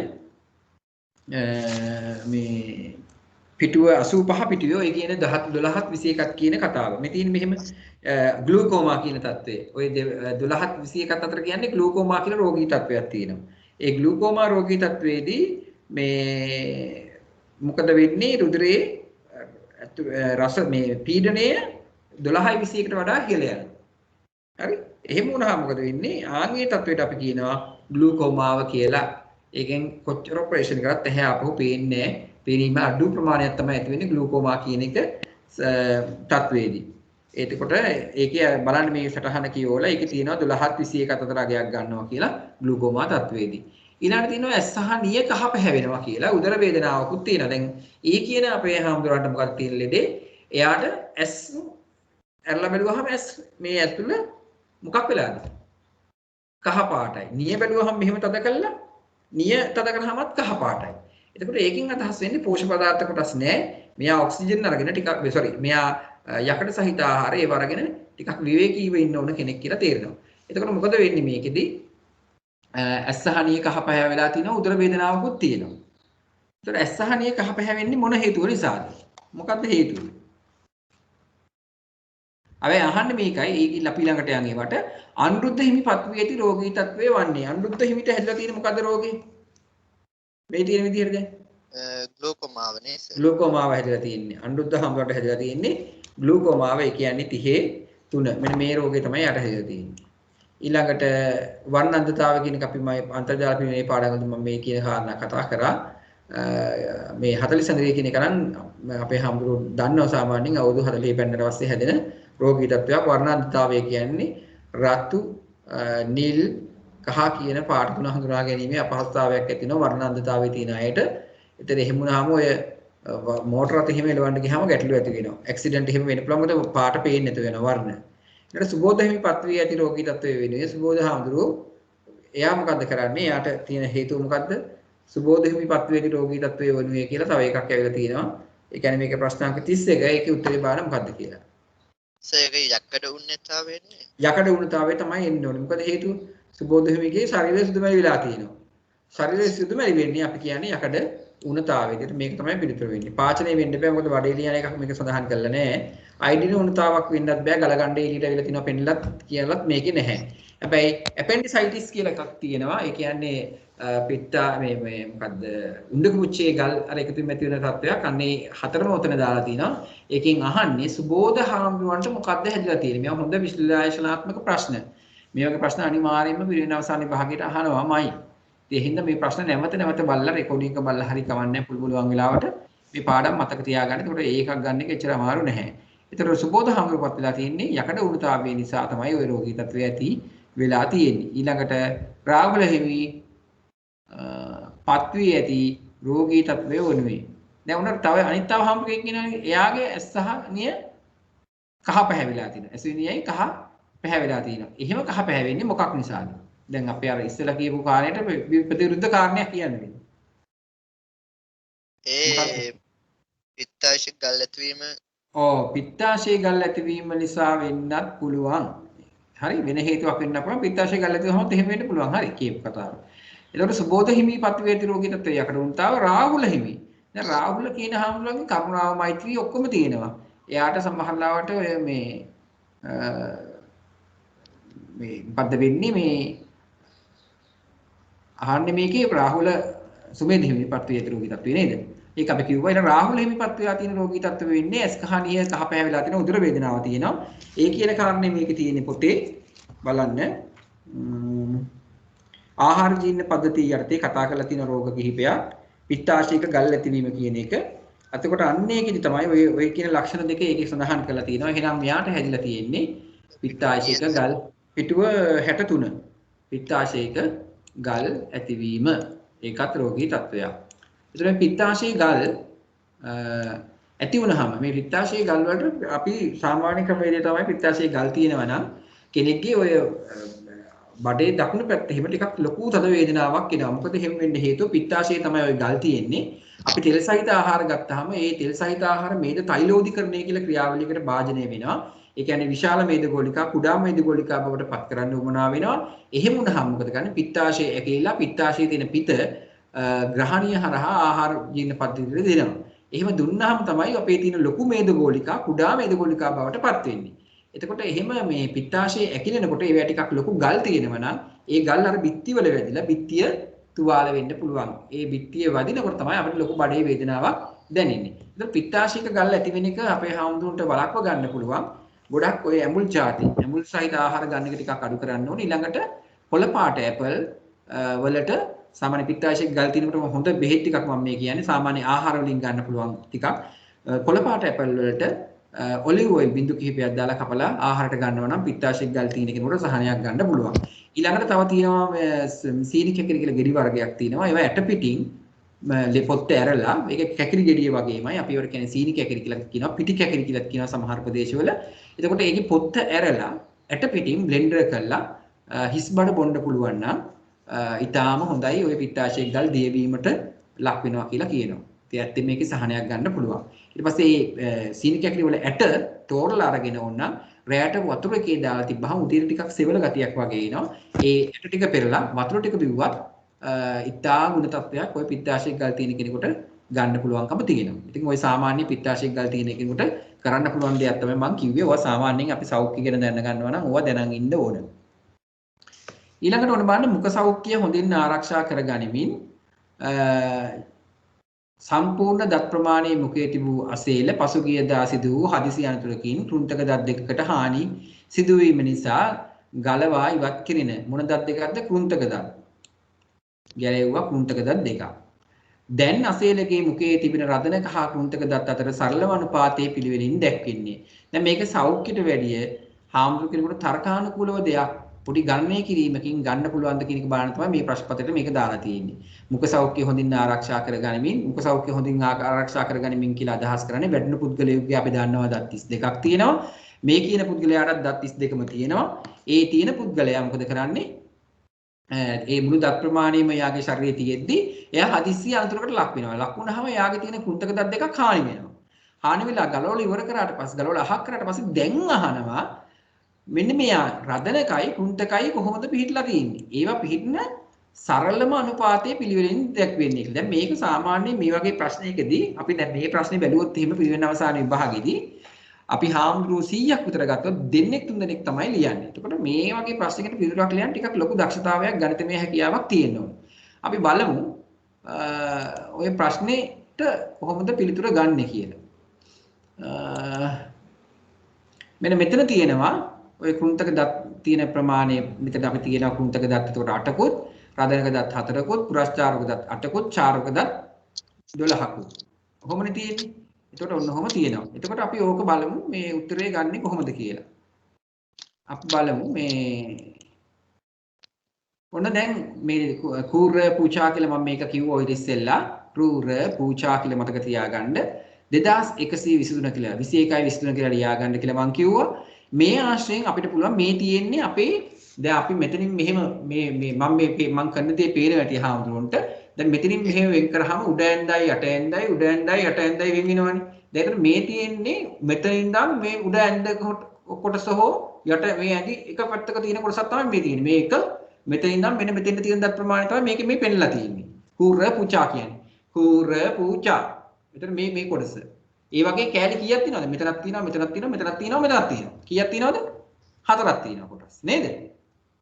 කොටස් 4ක් තියෙනව නේද? ඔව් සර්. නෑ කොටස් 4ක් තියෙනවා. එතකොට මේ තියෙන මුළුදත් මේ කුර පුචා කියන මේ දන්ත සූත්‍රයෙන් මුළුදත් ප්‍රමාණය ගන්න අපි වැඩි කරන්න ඕනේ 4ෙන්. කීයෙන් වැඩි කරන්න ඕනේ? 4ෙන්. එහෙනම් ක්‍රූ කියන එක කුන්තක තියෙනවා 2ක්. ඒ මුළුදත් ප්‍රමාණය හොයාගන්න අපි මේක 4ෙන් වැඩි කරනවා 8යි. රදනක වැඩි කරනවා 1ක් නේ තියෙන්නේ 4යි. එකකින් වැඩි කරාම 4යි. මේක 2ක් තියෙන 4ෙන් වැඩි කරාම 8 වෙනවා. චාරක 3ක් තියෙනවා. ඒක 4ෙන් වැඩි කරාම 12 වෙනවා. එතකොට මුළුදත් ප්‍රමාණය අපිට ඇහුවොත් මේ දන්ත සූත්‍රයෙන්ම අපිට මුළුදත් ප්‍රමාණයක් ගන්න පුළුවන්. මුළුදත් ප්‍රමාණයක් මේකෙන් අපිට ගන්න පුළුවන්. මේ කෘන්තක ප්‍රමාණය මෙතන 2යි කියලා දන්නවා. ඒක 4ෙන් වැඩි කරාම 8 වෙනවා. මේක 4ෙන් වැඩි කරාම 4යි, 8යි, 12යි. ඒතර මේ දන්ත සූත්‍රය භාවිතා කළා තමන්ගේ ශරීරයේ තියෙන දත් ප්‍රමාණය ගැන අහන්නත් උත්තරයක් මේකට ප්‍රශ්නයකට උත්තරයක් ලියන්න හොයන ක්‍රමයේ ගන්නත් පුළුවන්. හරිද? ඒතකොට දැන් මේ අර ඉස්සෙල්ලා ගැටලුවේ කිව්වේ දැන් කෘන්තක දත් 8ක් තිබුණා. එයා මොකද උනේ? හදිසි අන්තරයකට ලක් වුණා. හදිසි අන්තරයට ලක් වෙච්ච නිසා මොකද උනේ? දත් දෙකක් ගැලවුණා. ඒ හින්දා උන දැන් තියෙන දත් කීයද? 6යි. 6යි. රදනක දත් ප්‍රමාණය එහෙමම තියෙනවා. පුරස්චාරකත් එහෙම තියෙනවා. චාරකත් එහෙමම තියෙනවා. දැන් අහන්නේ කාගාකාතර අනුපාතයේද? අහන්නේ කෘන්තක හා රදනක අතර අනුපාතය. කෘන්තකයි රදනකයිද රදනකයි කෘන්තකයි අතර අනුපාතයේද? ඒකට සර් දෙක අහන්නේ පොඩ්ඩක් ඉන්නවන්න. බලමු අපි කාගේ අතර අනුපාතයද අහන්නේ කියලා. අහන්නේ මේකේ රදනකයි කෘන්තකයි අහන්නේ. හරි. ඔව් සර්. රදනකයි කෘන්තකයි අහන්නේ. එතකොට රදනකයි කෘන්තකයි අහනවා නම් අපි මේකේ දැන් තියෙන රදනක ප්‍රමාණය ලියා ගන්න ඕන. රදනක ප්‍රමාණය මම මෙතන ලියලා තියෙනවා. රදනක ප්‍රමාණය කොච්චරද? 6යි. රදනක ප්‍රමාණය 6යි. ඔන්න රදනක ප්‍රමාණය 6යි කියලා රදනක ප්‍රමාණය 4යි. ඔන්න මම ඒක මෙතනින් ලියුවා.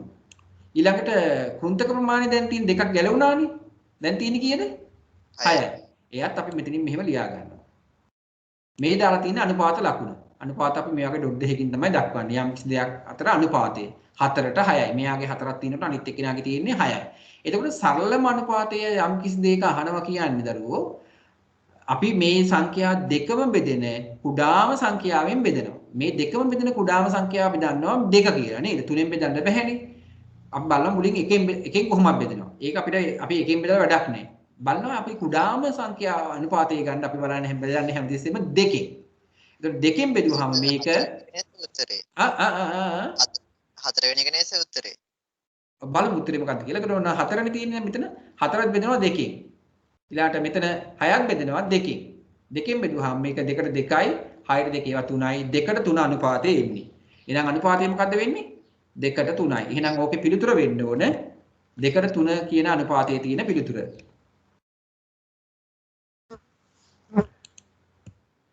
දෙකට 3 අනුපාතය කියන පිළිතුර. එතකොට 2 3 අනුපාතය කියන පිළිතුර තියෙන්නේ මේකේ 4 වෙනි එකේ. එහෙනම් පිළිතුර ඕක.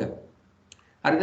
මේ වගේ ප්‍රශ්නත් අහන්න පුළුවන්. මේක ටිකක් අර තාර්කික බුද්ධිය තර්කානුකූලව කල්පනා කරලා බලලා කෙනෙකුට පිළිතුරක් කොහොමද මේ ප්‍රශ්නයකට උත්තරයක් ලියන්නේ කියලා තමයි මේ වගේ හොයලා බලන්නේ. ඉතින් මේකෙන් තව අහන්න පුළුවන්. කීප දෙක තුනක් අහන්නත් පුළුවන්. ප්‍රශ්න දෙක තුනක අහන්නත් පුළුවන්. අපි හිතමු මෙහෙම කෙනකින් අහන්න පුළුවන් මුඛයේ පිහිටන කෘන්තක රදනක පුරස්චාරක චාරක දත් අතර අනුපාතය කීයද කියලා. මුඛයේ පිහිටන දත් අතර කෘන්තක රදනක පුරස්චාරක චාරක දත් අතර අනුපාතය. ඒ කියන්නේ මේ තියෙන එක 2ට 1ට 2ට 3යි. මේවේ අනුපාත ලකුණු දාන්න විතරයි තියෙන්නේ. මෙතනින් අනුපාත ලකුණු දාගෙන යන්න විතරයි තියෙන්නේ. අපි ඒක පෙන්නුවොත් එහෙම මේ තියෙන දැන් අපි අහනවා කියමුකෝ කෘන්තක රදනක පුරස්චාරක චාරක අතර අනුපාතය අහනවා කියලා. එතකොට මේ තියෙන දෙන්න අපි මෙහෙම අනුපාත ලකුණු විතරයි දාන්න ඕනේ. කොහොම අනුපාත ලකුණු දාලා මේ තියෙන්නේ කෘන්තක රදනක පුරස්චාරක චාරක අතර අනුපාතය තමයි මම මේ පෙන්නන්නේ. ඇහුවොත් ලියන්නේ. තේරුණාද? කෘන්තක රදනක පුරස්චාරක චාරක දත් අතර අනුපාතය ඇහුවොත් 2ට 1ට 2ට 3යි. හරිනේ? එහෙමයි උත්තරේ ගන්නෙ. මේවා අපි මෙහෙම කපලා තමයි පිළිතුර ගන්න එක දන්නවා ගණිතයේදී හාමුදුරු දන්නවා. හරිනේ?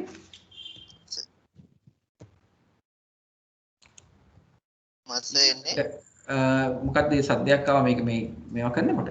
ඊළඟට බලන්න ඊළඟ දේශීය වෛද්‍ය ක්‍රමේදී පිළිස්සීම් ඇති අයෙකුට ලබා දෙන ප්‍රථමාධාරය යොදා ගන්න දේශීය ඖෂධ තෛලයකින්. මේ තෙල් වර්ග කිහිපයක් තියෙන්නේ. අහනවා දේශීය ඖෂධ තෛලයක් ගැන අහන්නේ. ඒ කියන්නේ මේ කීයද 34 වෙනි ප්‍රශ්නේ. 34 වෙනි ප්‍රශ්නේ දේශීය තෙල් වර්ග අහන්නේ. ඒතකොට මේ ශර්ව විෂාදී තෙල කියලා එකක් තියෙනවා, සිද්ධාර්ථ කියලා තියෙනවා, නිර්ගුණ්ඩේ ආදී කියලා තියෙනවා, සීතෝදක කියලා තියෙනවා. තෙල් වර්ග ಜಾති හතරක්. ශර්ව විෂාදී තෛලය, සීතෝදක, සිද්ධාර්ථ, නිර්ගුණ්ඩේ ආදී. එතකොට මේ දේශීය තෙල් වර්ග කියලා අහන්නේ. මේක අහලා තියෙන්නේ මේ කොටස අහලා තියෙන්නේ මේ පෙළ පොතේ පහේ පෙළ පොතේ මේ පාඩම අපි කළා ඉවර වෙන්න ඕනේ. මට මතක විදිහට බලමු. මම හිතන්නේ අන්තර්ජාල පිරිවෙනේ කතා කරලා ඉවර කළාද කියලා මට පොඩි මතකයක් නැහැ. මේ කතා කරේ නෑ මම හිතන්නේ තාම. සීතෝදක නේද සර්? මේක නම් ඉන්දෝන උත්තරේ සීතෝදක තෙල තමයි. ඔව්. ඉලෙසීමට ගාන්නේ සීතෝදක තෙල. يعني සාමාන්‍යයෙන් දන්නවනම් ඒකට උත්තරේ ලියුව හැකි සීතෝදක තෙල තමයි සාමාන්‍ය පිළිස්සු කෙනෙකුගේ ප්‍රථමාධාරයේදී මේ ප්‍රථමාධාර දෙනකොට සාමාන්‍යයෙන් අපි දේශීය තෙලක් විදිහට පාවිච්චි කරන්නේ පිළිස්සීම් වලදී සීතෝදක තෛලය. ඒක සාමාන්‍යයෙන් දන්නවනම් ඒකට උත්තර ලියන්න පුළුවන්. ඔය කරුණු දැනගෙන හිටියේ නැතත් ඊළඟට අපි යන් තුවාලටත් ගන්නවා. තුවාලටත් ගන්නවා සීතෝදක තෙල. ඉක්මනට තුවාල වේලෙනවා. පහත් දැක්වෙන ප්‍රධාන ප්‍රතිකාර ක්‍රම නිවැරදිව දක්වා නැති පිළිතුර සොරන්න. ඔන්න නැති එකක් නෙමෙයි අහන්නේ නැති එකක්. හොඳට මතක තියාගන්න. සමහරවිට නැති ඒවත් අහනවා. අපි ඔහේ කල්පනා කරන්නේ නිකන් ඔහේ දාලා බලන වමන. වමනේ කියන්නේ මේ කියපු අර්ථය මෙතන තියෙනවද? වස්ති, විරේචන, රක්ත මෝක්ෂ. බලන්න මේ හතරෙන් මේ කියන කාරණේම මෙතන තියෙනවද කියලා බලන්න. මේ කියන එකම මෙතන තියෙනවද කියලා බලන්න. නැත්නම් මොකද බලන්න කල්පනා කරලා පොඩ්ඩක්. ඔය කියන කාරණේ මෙතන නැත්නම් කවුද කියලා බලන්න. මොන වර්ණයේදී බලන්න. ඔය වර්ණ හතරක් තියෙනවනේ. ඒ වර්ණයක් කියන්නේ අපි ඔය කියන ඔය පිළිතුරක්. එතකොට මේ වර්ණයෙන් මොකද්ද ඔකට උත්තරේ එන්න පුළුවන්. නැති එක්කෙනා කවුද? ගැලපෙන්නේ නැහැ වගේ තේරෙන්නේ කවුද? ඕකේ. ඔයක අන්තර්ජාල පිළිවෙලේ පාඩම කතා කරා අපි මේ දීර්ඝව කතා කරා දවස් 3-4ක් ආයුර්වේද පාඩම කරද්දී අපි අර සාන්තස එතකොට මේ හාමුදුරුවෝ ගැන හොඳට පැහැදිලි වෙන්න ඇති. ඒ පාඩම හිටියනම්. වස්ති නම් ඉතින් සාමාන්‍යයෙන් අපි වස්ති කරනවා කියලා කියනවනේ නේද?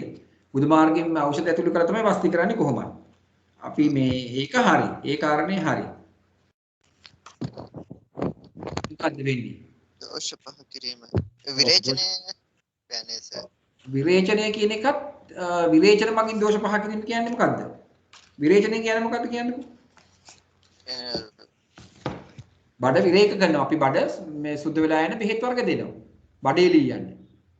බඩේ ලියන්න දෙන බෙහෙත් වර්ග විරේචන කියන්නේ ඒකයි. ඒතකොට එහෙම වුණාම දෝෂ පහ වෙලා යනවා. වස්ති කියන්නේ ගුද මාර්ගයෙන් ඖෂධ වර්ග ඇතුළු කරනවා. සමහර අයගේ මල බද්දේ ඇති වුණාමත් බෙහෙත් වර්ග ඇති කරනවා. මේ ගුද මාර්ගයෙන් ඔය මේ මල පිට වෙන්නේ නැති අයට මල බද්දේ ඇති වෙච්ච අයට එහෙම වුණාමත් බෙහෙත් වර්ග ඇතුළු කරලා මේ ගුද මාර්ගයෙන් මේ ඔත්සේ බෙහෙත් ඇති මේ යවලා මේ වස්ති කරනවා. ඒකට අපි කියන්නේ වස්ති. ඒකත් හරි. වමනේ කිරීම මගින් ඒකත් හරි. වස්තිත් හරි. විරේචනත් හරි. මේක වැරදි. මෝක්ෂ කියන එක සර්. ඔව් රක්ත මෝක්ෂ කියන එක වැරදි. රක්ත මෝක්ෂ කියන්නේ රුධිර පාරවිලේනේ මගින් ප්‍රතිකාර කිරීම නෙමෙයි. රක්ත මෝක්ෂ කියන්නේ කටුවකින් විදලා හෝ ඊළඟට කූඩැල්ලන් මගින් හෝ රුධිරය ඉවත් කිරීම.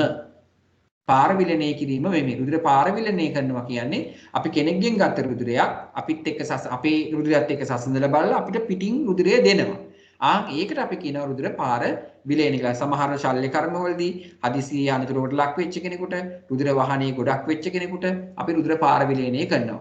ඒකට කියන්නේ රක්ත මෝක්ෂය නෙමෙයි. රක්ත මෝක්ෂ කියන එකෙන් අදහස් කරන්නේ යම්කිසි ස්ථානයක කටුවකින් විදලා ලේහක් කිරීම හෝ බෙහෙත් කූඩැල්ලන් ඉන්නවා ආයුර්වේද වෛද්‍යරු ගාව. ඒ කූඩැල්ලන් මගින් රුධිරය උරා බොන්න දීලා ඉවත් කරන එක. ඒතර රක්ත මෝක්ෂ කියන එක තමයි මෙතන නිවැරදිව දක්වා නැති පිළිතුර වෙන්නේ. ඔය කියන එක රක්ත මෝක්ෂ නෙමෙයි. රුධිර පාරවිලනේ කියන එක වැරදි. ඊළඟ BCG එන්නත ගැන තියෙන ප්‍රශ්නයක්.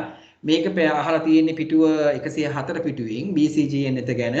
ඒකේ වගුවක් තියෙනවා බලා ගන්න. දැන් අපි මම ලබන අඟහරුවද මේ පාඩම කතා කරනවා අන්තර්ජාල පිරිවෙනේ උදේට අඟහරුවාද. පුළුවන් නම් සම්බන්ධ වෙලා බලන්න. මම නම් හිතන්නේ දැන් ගොඩක් හාමුදුරුවෝ සම්බන්ධ වෙනවා අඩුයිනේ. ඉතින් මේ පිරිවෙන පටන් ගන්න තියෙන නිසා ඉතින් මේ පාඩම මම ඒවත් කතා කරනවා. පිරිවෙන දෙකක් ආව ගැටලුවක් නැහැ. මම මේ පාඩමේ 10 මේ විනි පාඩම මේකේ දීර්ඝ විදිහට මම කතා කරනවා මේකේ ගොඩාක් කරුණු තියෙනවා කියලා දෙන්න. එතකොට හාමුදුරුවෝ සම්බන්ධ වුණොත් දැනගන්න පුළුවන් BCG එනත මගින් ප්‍රතිශක්තිකරණය කරනු ලබන රෝගය. මේක හරි සරල කාරණයක්. ඔව් පොතේම තියෙන කාරණයක්. එතකොට මේකේ තියෙන්නේ කෙලින්ම උත්තරේ ගන්න පුළුවන් දන්නවා නම් ෂය රෝගේ. මේ සරම්ප කම්බුල් ගාය පෝලියෝ කියන ඒවා මේවට අයිති වෙන්නේ නැහැ. ඒවා මේ අයිති වෙන්නේ වෙන මේ කියන්නේ සරම්ප වලට නම් දෙනවා මෙතන මේ මාස 9 දෙනවා මේ සරම්ප රුබෙල්ලා කම්බුල් ගාය කියලා MMR කියලා එන්නත ඒක සරම්ප රුබෙල්ලා කම්බුල් ගාය කියන තුනටම දෙන එන්නතක් පෝලියෝ වලටත් පෝලියෝ එන්නත කියලා දෙකක් දෙනවා සරම්ප රුබෙල්ලා වලට දෙන්නේ අර කියපු කම්බුල් ගාය කියන ওই තුනටම දෙන්නේ MMR කියන එක මම්ස් මීසල්ස් රුබෙල්ලා කියන එන්නත. එතකොට මේ BCG දෙන්නේ ෂය රෝගය වළක්ව ගන්න. ඒක අපි දෙන්නේ උපතේදී. තව විදිහකට අහන්න පුළුවන් උපතේදී දෙනු ලබන ප්‍රතිශක්තිකරණය සඳහා දෙනු ලබන එන්නතක් වන්නේ කියලා අහන්නත් පුළුවන්. එතකොට වෙන්නේ කවුද? මේ BCG උත්තරේ. ඔන්න තව එකක්. බෝ වන රෝග සඳහා උදාහරණ කීපයක් වන්නේ. බෝ වෙනේවුවා. අහන්නේ බෝ නොවනේවුවා නෙමෙයි. බලන්න බෝ වෙන්නේ කවුද මේ තනියෙන් තෝරන්න බලන්න. බෝ වෙන්නේ කවුද කියලා. හොඳට බලන්න පිළිකා, හෘද රෝග, දියවැඩියාව, තැලසීමියාව, ඩෙන්ගු, බරවා, ක්ෂය රෝගයේ මීයුන, මැලේරියාව, ඩෙන්ගු, බරවා, මුඛ පිළිකාව, මීයුන, තැලසීමියාව, ක්ෂය රෝගයේ සරම්ප. දැන් අහන්නේ බෝ වන. අපි හිතමු දැන් මේකේ අපිට උත්තරේ හොයාගන්න ඕනේ කියලා. දැන් අපි මොනවාක්වත් අපිට සාමාන්‍ය දල දැනීමක් තියෙනවා හිතමු උත්තරේ හොයන ක්‍රමයක් ඕන මම දැන් කියන්නේ. බෝ වන රෝග හොයන්නයි අපිට අහන්නේ. දැන් අපි දන්නවා පිළිකාව කියන එක කෙනා බෝ වෙනවද? බෝ වෙන්නේ නැහැ සර්. ඒක බෝ වැරදි. වෙන්නේ නැහැ. එතකොට එහෙනම් මේ පිළිතුර අපිට ගන්න බෑ. මේක අපි අයින් කරනවා. ඒක වෙන්න බෑ. ඒක වැරදි. ඒක වැරදි. ආයෙත් බලන්න දැන් පිළිකා හරි ඔය පිළිකාව මේකෙත් තියෙන. මුඛ පිළිකාව. එහෙනම් මේක දෙවෙනි එක නේ සර්. මේක වෙන්නත් බෑ. ඔව් බලමු 30 මේක තමයි උත්තරේ වෙන්නේ. දෙවෙනි එකෙන් දැන් තේරෙනවා නේද උත්තර හොයන විදිහ. ඔය ඔක්කොම මේ බැල්බට අරන් දැනන් ඉන්න ඕනේ නැහැ. පොඩි මේ කල්පනා කිරීමක් විතරයි කරන්න ඕනේ. පොඩි දෙයයි අපි දැනන් ඉන්න ඕනේ මේ බහුවර්ණ වල පිළිතුරු ලියනකොට. හැබැයි ඒක හරියටම දැනන් ඉන්න ඕනේ. ඔස්සේ කියලා තුන්වෙනි එකෙත් මේ ක්ෂය රෝගේ බෝ වෙනවනේ. මුඛ පිළිකාය නැහැ.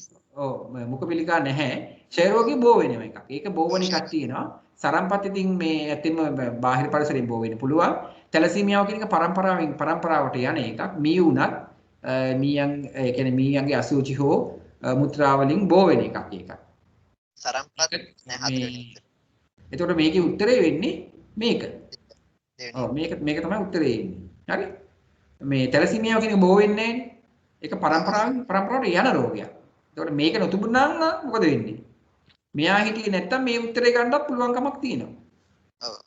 ඔව් හැබැයි සරම්ප මේ අපි දැන් බෝ වෙන්න කියන්නේ මේ ප්‍රතිශක්තිකරණය ඇති කරලානේ තියෙන්නේ. නැත්තම් ඉතින් සරම්ප වුණත් මේ බෝ වෙන්න පුළුවන්. දැන් අපි සරම්ප කියන එක නැති කරලා තියෙන්නේ. බෝ වෙන්නේ නැහැ. අපි මම්ස් මීසල්ස් රුබෙල්ලා කියන මේ එන්නතින් MMR කියන එන්නතින් ඒක අපි වළක්වලා තියෙනවා. ඒතර මේකේ පිළිතුර වෙන්නේ බෝ වන රෝගයක් වෙන්නේ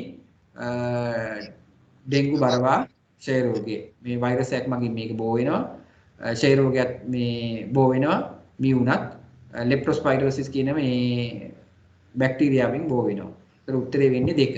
ඊළඟට අප ශරීරයේ පිහිටන නිර්නාල ග්‍රන්ථි බොහෝමික ක්‍රියාකාරීත්වය පාලනය කරනු ලබන්නේ. මේකත් මම අර අන්තර්ජාල දිවිනේ කතා කරපු පාඩමක ගිය සුමානට මේ පාඩම කතා කරේ ඊට සුමාන මම හිතන්නේ. මේක අහන අප ශරීරයේ පිහිටන නිර්නාල ග්‍රන්ථි, නාල නැති ග්‍රන්ථි පිළිබඳව. නිර්නාල ග්‍රන්ථි වල පාලනය කරන්නේ කවුද? හයිපොතලමස් කියලා තියෙනවා, පිටියුටරි කියලා තියෙනවා. තයිමස් ග්‍රන්ථිය කියලා තියෙනවා, පැරොටිඩ් ග්‍රන්ථිය කියලා තියෙනවා. කවුද? මේක සාමාන්‍ය සරල කාරණයක්. පිටුව බලන්න පාලනය කරනු ලබන්නේ කවුද කියලා කියන්න පුළුවන් ඒකෙන්.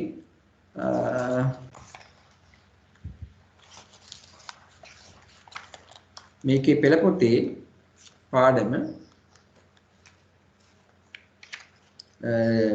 තියෙනවා පාඩමක් මිනිසාගේ නිර්නාල ග්‍රන්ථි හා ඒවායේ ක්‍රියාකාරීත්වය කියලා. ඒකට තියෙනවා නිර්නාල ග්‍රන්ථි බොහෝමයක ක්‍රියාකාරීත්වය පාලනය කරනු ලබන්නේ කවුද කියලා. පිටුව 97 පිටුවේ පිටියුටරි ග්‍රන්ථිය කියලා එකක් තියෙනවා. මේකේ තියෙන මෙම ග්‍රන්ථියේ මොළයේ පාදයේ පිහිටා ඇත. පිටියුටරි ග්‍රන්ථිය ක්‍රියාත්මක කරවන්නේ හයිපෝතැලමස් මගිනි.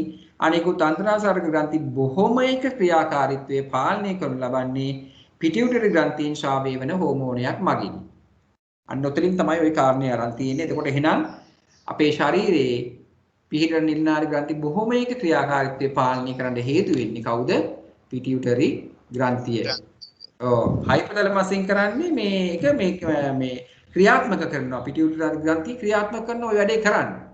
තයිමස් ග්‍රන්ථිය කියන එකෙන් එහෙම එකක් එන්නේ නැහැ. තයිමස් ග්‍රන්ථිය මොකද්ද වෙන්නේ? තයිමස් ග්‍රන්ථිය කියන එක ලාරෝස පැහැති කණ්ඩිකාමේ අසම්මිතික මේක කුරකුහරේ මේ මෙතන පිහිටලා තියෙනවා. මම එදා මේ පාඩම කරනකොට මේවා පෙන්නුවා. නව යෝනිවේදී මේ ග්‍රන්ථිය විනාශ වෙලා යනවා. එතකොට මේ වැඩිවියෙන් පසු මෙම ග්‍රන්ථියේ ප්‍රමාණය අඩු වී විනාශ වී යන අතර පසුව මේ ස්ථානයේ මේට පටකේ තැන්පත් වෙනවා කියලා තියෙනවා. මෙම ග්‍රන්ථිය තයිමසින් හෝමෝනේ ශ්‍රාවය කරන අතර රෝගවලට ප්‍රතිරෝධී ප්‍රතිදේහ සෑදීම උත්තේජනය කරන එක තමයි මේ තයිමස් ග්‍රන්ථියෙන් කරන්නේ. හරිද? ඔන්න ඔය ටික මතක තියාගන්න ඕනේ. ඊළඟට ඊළඟ උත්තරේ මේකේ වෙන්නේ ඔය කියපු උත්තරේ. ඔව් තුන්වෙනි එක. පැරටොයිඩ් ග්‍රන්ථිය කියන්නේ ඔය උතන තියෙන එක නෙමෙයි. මේක නිකන් දාලා තියෙන්නේ මේ අපි දන්නවා කේට ග්‍රන්ථි වර්ග තුනක් තියෙනවා. එකක් තමයි මම පොතක් තියෙනවනේ මම ඒක පොඩ්ඩක් පෙන්නන්නම්. රූපේ පෙනෙයිද දන්නේ නැහැ හඳුරුන්ට මේ බලන්න කේට ග්‍රන්ථි වර්ග තුනක් තියෙනවා අපේ. උපවෘද්ධව හනුක ග්‍රන්ථි, අදෝජීව ග්‍රන්ථි සහ මෙන්න මේ රූපේ පේනවද බලන්න. මෙතන මේ මම අන්තර්ජාල පිළිවෙලින් මේක මම කතා කරා. මෙන්න මේ රූපේ පේනවද බලන්න. නෑ සර් පේන්නේ. දැන් පේනවද? නෑ සර් මට ඔෆ් කළා වගේ පේන්නේ. දැන් පේනවා සර්. පේනවනේ. ඒතකොට අන්න ඒකෙන් තමයි මේ අහලා තියෙන්නේ. මේකේ තියෙනවා අදෝජීව ග්‍රන්ථි, ඊළඟට පැරොටිඩ් ග්‍රන්ථිය, ඊළඟට උපවෘද්ධව හනුක ග්‍රන්ථි කියලා ග්‍රන්ථි තුනක් මෙතන පෙන්නලා තියෙනවා. ඒ ග්‍රන්ථි තුනෙන් ඔය එකක් තමයි පැරොටිඩ් ග්‍රන්ථිය කියලා විදිහට දාලා තියෙන්නේ. ඒතකොට ඒක ඔක නිර්නාල ග්‍රන්ථි වලට අයිති එකක් නෙමෙයි. ඒකිට ඒක අයිති වෙන්නේ නැහැ. ඒකට පිළිතුර වෙන්නේ පිටුරුති ග්‍රන්ථිය 39ට යන් මිනිසා වැඩි වීට පත්වීමෙන් පසුව විනාශ වී යන ග්‍රන්ථිය. දැන් මම කිව්වා. කවුද? තයිරොයිඩ් ග්‍රන්ථිය. තයිමස් ග්‍රන්ථිය. තයිමස්. ඔව් තයිමස් කියලා තියාගන්න. ඔව් හතරවෙනි එක. තයිරොයිඩ් ග්‍රන්ථිය විනාශ වෙලා යන්නේ. තයිරොයිඩ් ග්‍රන්ථිය තියෙන්නේ මෙතන. අග්න්‍යාශය ග්‍රන්ථිය තියෙන්නේ අග්න්‍යාශය කියන එක. ඇඩ්‍රිනලින් ග්‍රන්ථිය කියන්නේ වකුගඩුවට උඩින් පිහිටලා තියෙන ග්‍රන්ථියක්. ඒක හදිසි අවස්ථාවලට මුහුණ දෙන්න අපිට ප්‍රයෝජනවත් වෙන ග්‍රන්ථියක්. තයිමස් ග්‍රන්ථිය කියන්නේ දැන් අර කිව්ව ප්‍රතිදේහ නිපදීමට අපිට උදව් වෙනවා. අපේ වැඩිපිළිවෙලට පැටලුණාන් පස්සේ ඒක විනාශ වෙලා යනවා. ඒක මේද පටකයේ තැන්පත් වෙනවා එතන කියලා තමයි කිව්වේ. ඒතර මේකේ උත්තරේ වෙන්නේ තයිමස් ග්‍රන්ථිය. ජීර්ණ එන්සයිම අන්තරාල් ශ්‍රාව නිපදවන අවයවය කුමක්ද? මේ කියන එක්කිනා ජීර්ණ එන්සයිමත් හදනවා අන්තරාල් ශ්‍රාවත් නිපදවනවා. කවුද මේ ඉන්න අයගෙන් කවුද? මෙයාද? අදිඋක්කය කියනවා. අදිඋක්කය කියන්නේ උක්කයට ඉහළින් පිටා තියෙන එකක්. ඒක මට රූපයකින් පෙන්වන්න පුළුවන් වුණොත් පෙන්වන්නම් මම පොඩ්ඩක් ඉන්න බලන්න රූපයක් තියෙනවද කියලා බලන්න අදිඋක්කේ. ආග්න්‍යාශය උත්තරේ වෙන්නේ. අන්තරාල් සර්ග ශ්‍රාවයි ජීර්ණ එන්සයිමයි දෙකම ශ්‍රාවය කරන්නේ අග්න්‍යාශයෙන් තමයි. එතකොට මේ අනිත් කියන එකක්වත් අයිති වෙන්නේ නැහැ මෙතෙන්ට. මේක මම කතා කරා මේ එන්සයිම මේ මොකද්ද අපේ නිර්නාල ග්‍රන්ථි පාඩමේදී. එතකොට අපි අදටම මෙතනින් අතර කරමු ප්‍රශ්න 20ක් කතා කරා 40 වෙනකන්. එතකොට අපි හෙට උදේ පාන්දර 20:40 සිට 60 දක්වා අපි කතා කරමු. එතකොට බලන්න මේකේ මේ ඒ කාරණා ටිකනේ කතා කරන්න තියෙන්නේ. අපි එතකොට ඊළඟ කියන්නේ හෙට උදේ පාන්දර අපි කතා කරමු මේකේ ඉතුරු කොටස. පොඩ්ඩක් යන්න එපා ඉන්න.